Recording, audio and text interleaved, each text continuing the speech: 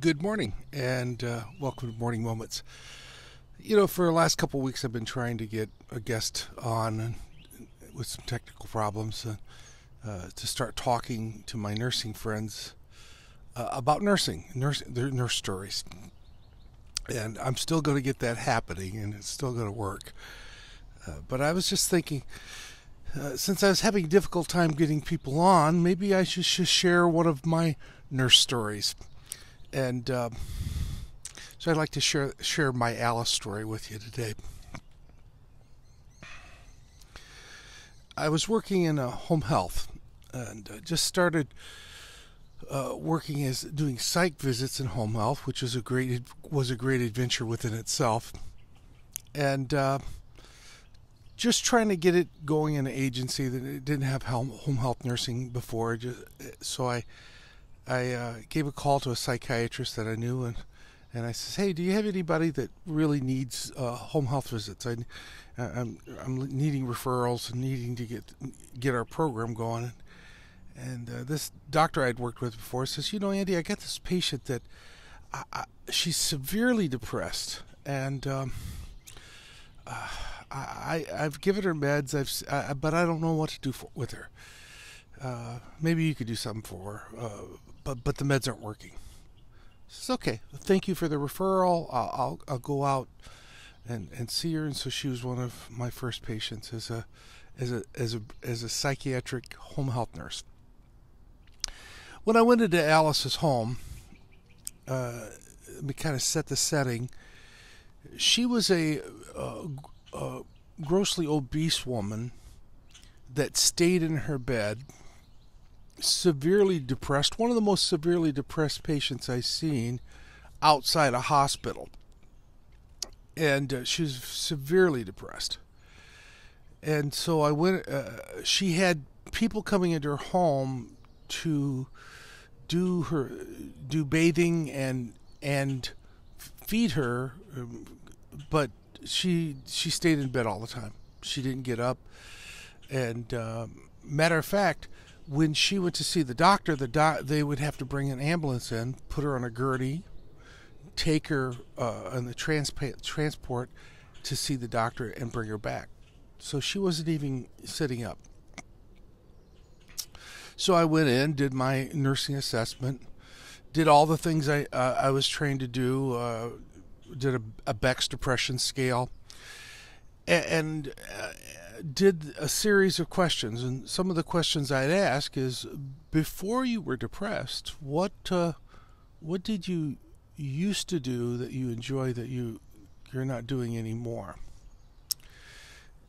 And she said, laid there and told me, she says, "Well, I used to go to church, and she says I used to sing in a gospel choir, and every Sunday we'd get on our robes and we'd sing in this gospel choir." And then when I pressed it a little bit more, I asked her what else she liked to do, and she says, "I like to do gardening. I did a lot of gardening, had flower gardens and stuff like that, but I hadn't been able to do that. I hadn't even been out of the house, hadn't even been out of my room."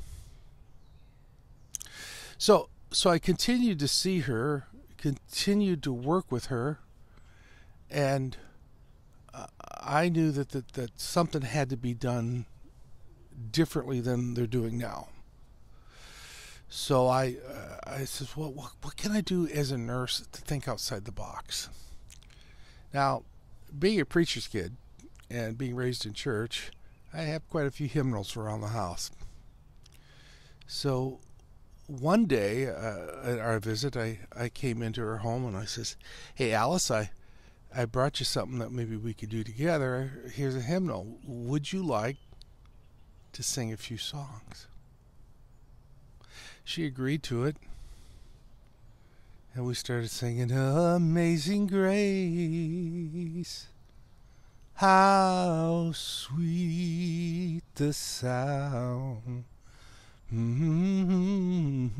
started harmonizing, and we were having church in that room. She thanked me. She started feeling a little better after we were talking.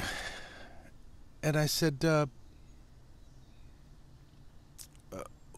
can I get you to maybe even to sit up on the bed and dangle your feet? It's probably really good to dangle your feet, get them to dangle, get some circulation in your leg.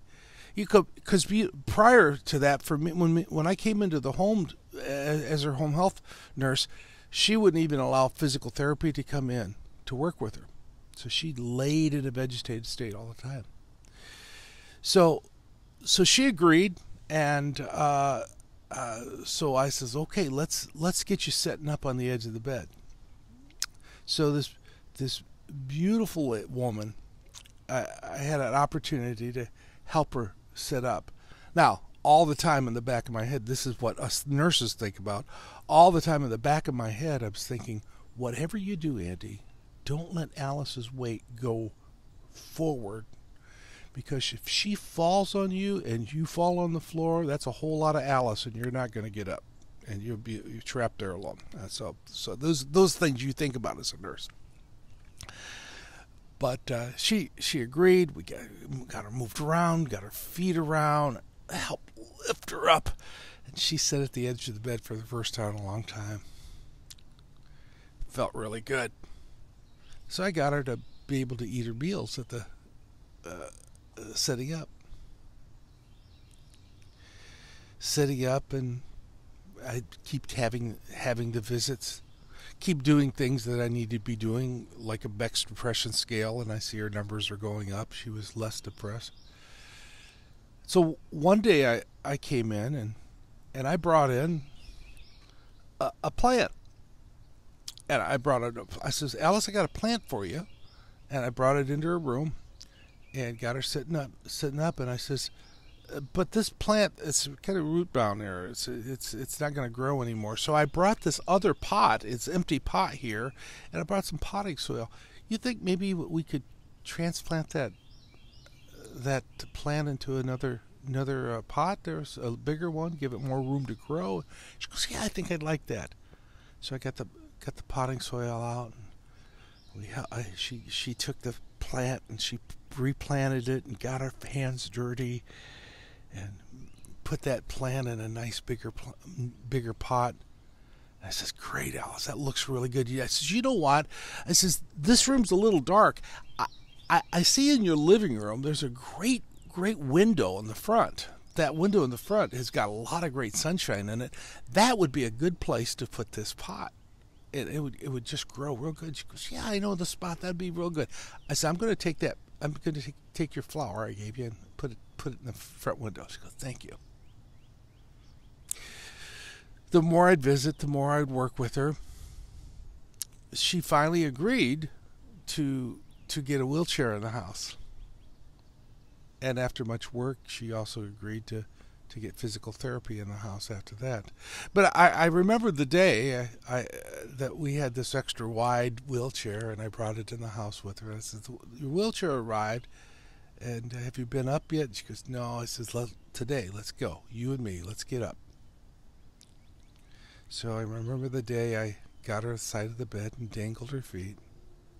Took the handrail off one side of the wheelchair to make the transfer easier. Slid the chair next to her bed.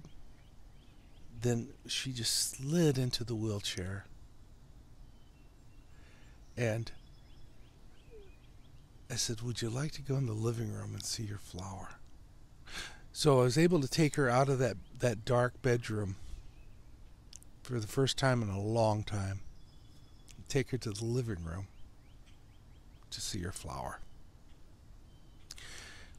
When I had discharged her from my care as a home health nurse, she was able to get up on her own, stand by her stove and cook for herself, and move around her house. Sometimes, as nurses or non-nurses, we have to think outside the box. We have to do things that we really don't feel like doing. Things that just doesn't... Sometimes we just need help from others too. And it's okay to get help from others, just like Alice needed help from me, and I was I was privileged to be at the right place at the right time to help her. You may be suffering from depression. You may be suffering from other things like Alice. Reach out and get some help. There are people like me that are there to help you. Hey, I just thought I'd share a nursing story with you. That's one of my favorite stories, and I've told it several times, and I just wanted to share that with you. And that's what I want to do. I've got some great nurses friends, and I've been trying to. I've asked them to tell their nursing story, and all I have to do is just hopefully click the button and have them join me. And I had a hard time doing that with this last 2 weeks trying to do that, but I'm going to check with some of my other friends. I see one or two nurses online right now watching me to give me their Alice stories, or it doesn't have to be a story like Alice. It could be a funny story too. But I hope you enjoyed my Alice story, and I hope you're going to enjoy once I get figured out my other nursing friends to tell their stories too.